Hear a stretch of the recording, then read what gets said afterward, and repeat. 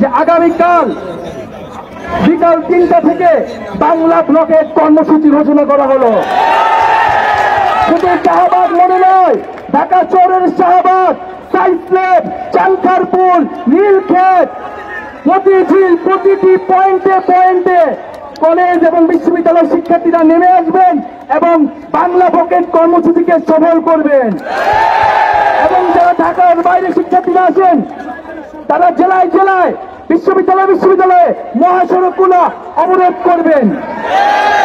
আমরা নির্বাহী বিভাগকে জানতে চাই, নির্বাহী বিভাগের কাছে, সরকারের কাছে 2018 সালের পরিবর্তন কেন বাতিল করা হলো, তৃতীয় ও চতুর্থ শ্রেণীতে এখনো কেন কোটা বৈষম্য নিরসন করা হচ্ছে না, কেন এখনো 56% কোটা তৃতীয় ও চতুর্থ শ্রেণীতে থাকবে, এবং কত বড় সাহস যে প্রথম অধিকারী শ্রেণীতে তারা এটা নিয়ে এসেছে, সেই সাহসের কিন্তু আমরা জবাব দিব।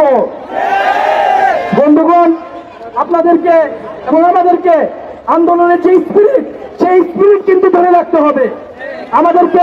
আমাদের যে ছাত্র ধর্মঘট এবং ক্লাস পরীক্ষা বর্জন কর্মসূচি আপনারা দেখেছেন, অলরেডি অনলাইনে কিন্তু স্বতঃস্ফূর্তভাবে বিভিন্ন বিশ্ববিদ্যালয়ের বিভিন্ন বিভাগের শিক্ষার্থীরা স্বতঃস্ফূর্তভাবে একাত্মতা প্রকাশ করেছে।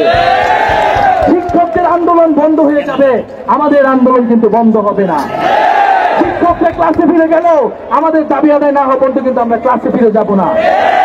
এবং প্রশাসনের প্রতি আহ্বান জানাবো, আমরা অনেকদিন থেকে বলে আসছি যে ঢাকা বিশ্ববিদ্যালয়ের যে 2টি লাইব্রেরি, সায়েন্স লাইব্রেরি এবং সেন্ট্রাল লাইব্রেরিকে খুলে দেওয়ার জন্য আমরা এখনো ভালোভাবে বলতেছি, যদি আপনারা খুলে না দেন আমরা নিজ দায়িত্বে এটি খুলে নিতে বাধ্য হব।